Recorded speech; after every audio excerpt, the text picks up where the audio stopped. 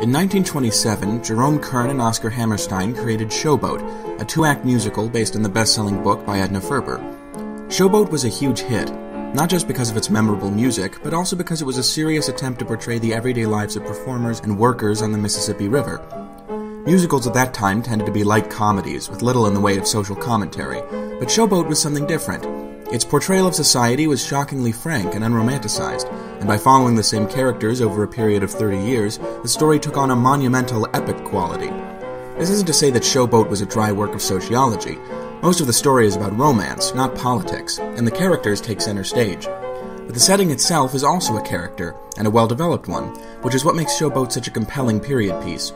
Newer Broadway shows have taken the social commentary angle much farther, but few of them can match Showboat's atmospheric charm. In 2013, Ken Levine and Irrational Studios released Bioshock Infinite, a spiritual sequel to their earlier Bioshock, set in 1912 in the fictional floating city of Columbia. Bioshock Infinite is also a period piece, but its storytelling ambitions were much greater than Showboat's. Social conditions, racism, the conflict of political opinions, these things would be more than mere background details. They would be the story. That story ended up with quite a few problems, many of which have been discussed extensively on YouTube before. But today I'd like to examine the problem that bothered me more than anything else, the fact that Bioshock Infinite is a bad period piece.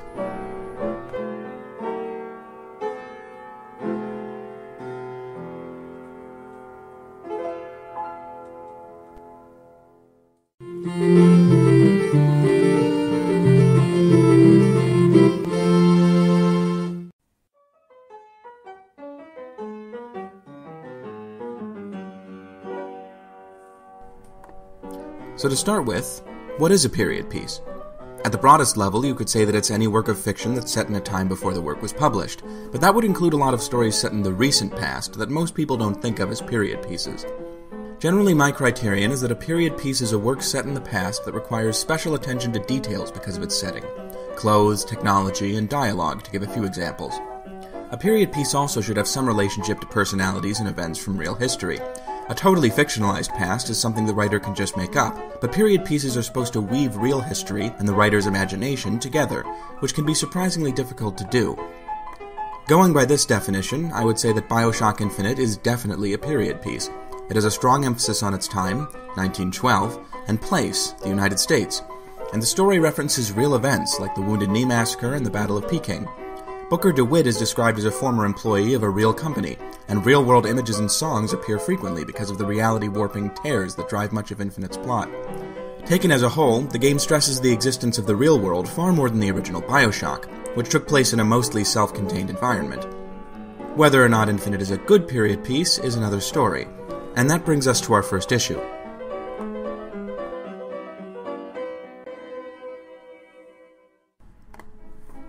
A lot of period pieces start with a setting that's familiar to the general public, like 1950s America or Europe in the Middle Ages. This makes exposition a lot simpler, since your audience will probably already know many details about the period before you start. On the other hand, such familiar settings can also feel stale and unoriginal for the same reason. If everyone already knows a lot about life back then, why bother telling the same story?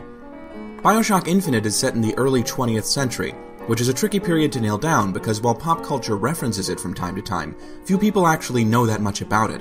Ask the average American what 1912 was like, and they'll probably imagine something a lot like Main Street, USA.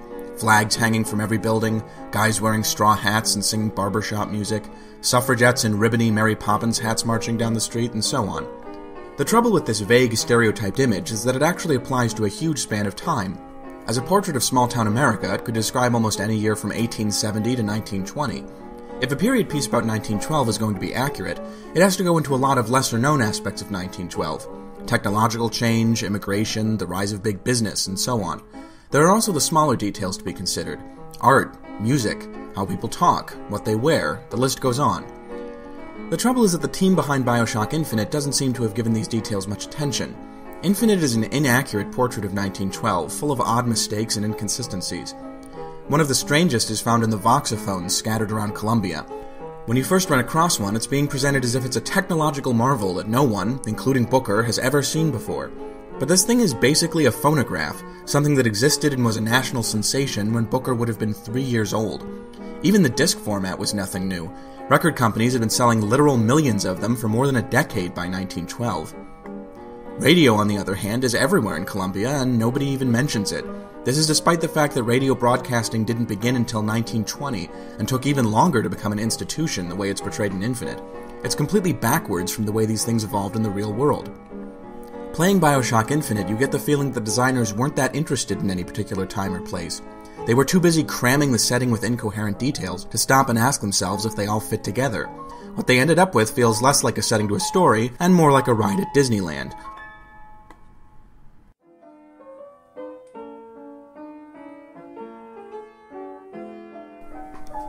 As a subject of fiction, the past is always going to be controversial.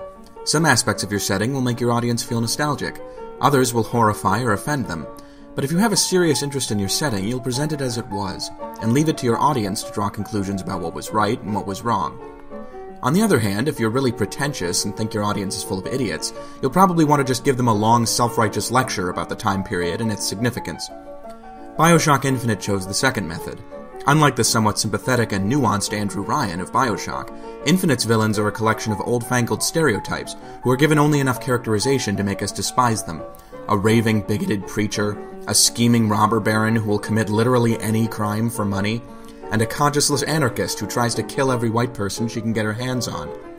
A realistic portrait of 1912, or even a game that followed in the footsteps of the original Bioshock, would have a diverse cast of characters to reflect the changing landscape of the early 20th century. An African-American orator like Booker T. Washington or W.E.B. Du Bois, a visionary scientist like Nikola Tesla or Albert Einstein, a populist politician like William Jennings Bryan or Teddy Roosevelt. Instead, the only characters with actual personalities are all white Americans, with the token inclusion of a sociopathic black woman. We're supposed to sympathize with the minority figures in Columbia, but encounters with them are so rare and so lazily designed that it's almost impossible to do so.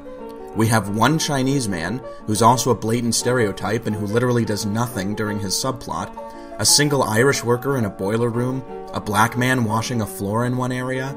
The designers wanted us to care about the oppressed, but they spend so little time on these characters that it seems like even they don't care.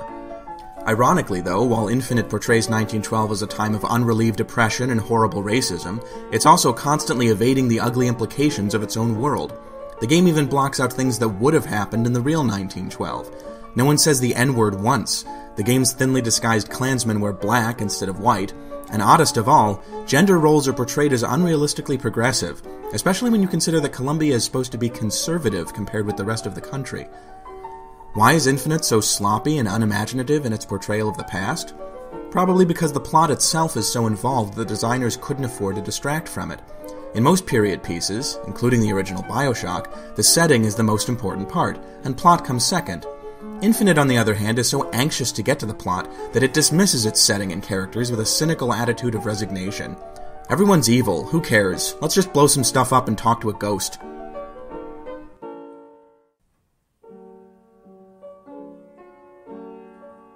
Suspension of disbelief is critical in any work of fiction, but it's especially important in a period piece, because a lot of its appeal is going to come from the atmosphere of the period. Breaking character may just be the fastest way to ruin the suspension of disbelief, and to avoid that you need both good writing and good acting.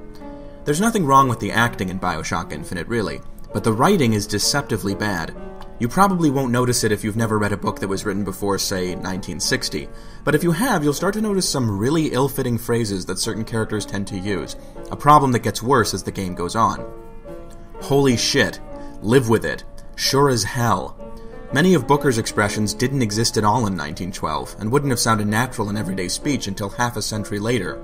Then the game will remember it's supposed to be set in the past, and have Elizabeth let loose some bizarre phrase that would have sounded archaic in 1812, like, "Whomever you are, there is naught you can do to stop me," or, "I have no need for one such as you." What makes this even more awkward is that Elizabeth will go right back to speaking modern, natural-sounding English immediately after these outbursts. It also doesn't help that so many of her statements feature stilted, and more often than not, incorrect grammar. Now here's the thing. Booker and Elizabeth were meant to be relatable protagonists, and for that they kind of have to use modern English. If they talked like real people from 1912, it might make them hard to connect with. But there's a simple solution to this problem. If you want your main characters to talk like modern-day people, set your story in the modern day. Which brings us to our next issue.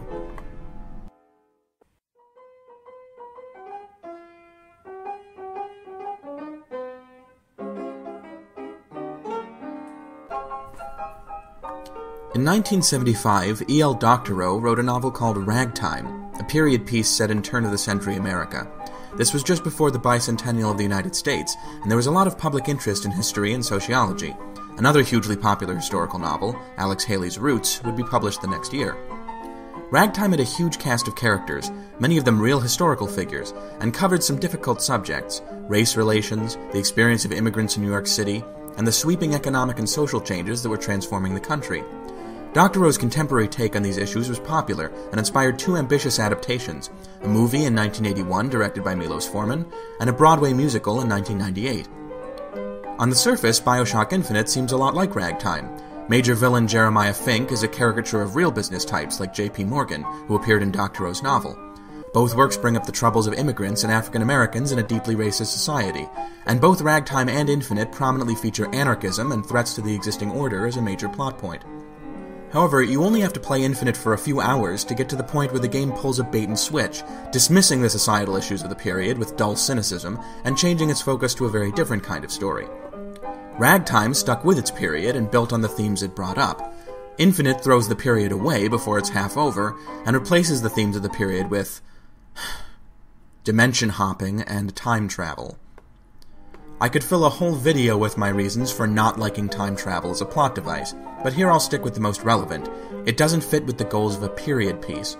The whole idea of a period piece is to evoke the age it's set in.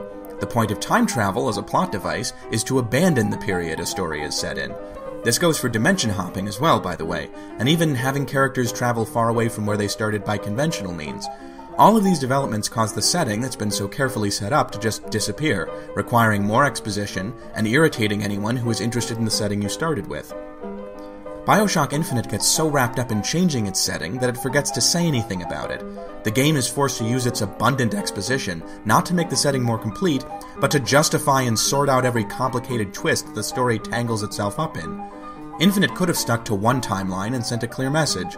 Instead, it jumps ship every time the plot reaches a dead end, and the player gets nothing but a lot of white noise.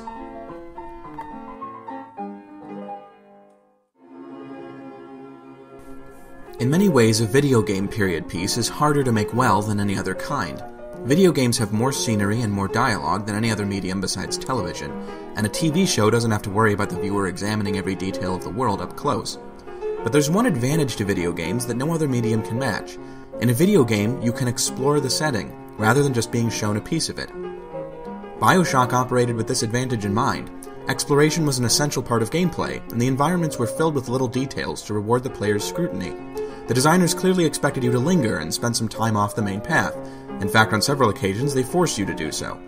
Bioshock Infinite, by comparison, is in a huge hurry to show you more of its plot, and the setting suffers as a result.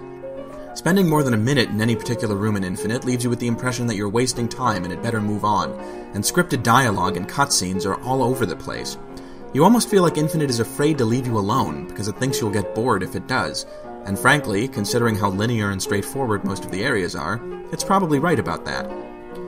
Bioshock's story would be pretty boring if you only went from point A to point B and never wandered. That was deliberate. The story was simple so that the setting could take center stage. Infinite puts a lot more emphasis on a linear progression of events, and the sad thing is that it ends up being pretty boring no matter what you do. As a period piece, the original Bioshock had a lot of things going for it. It was set during a period with lots of prominent art and architecture to draw inspiration from.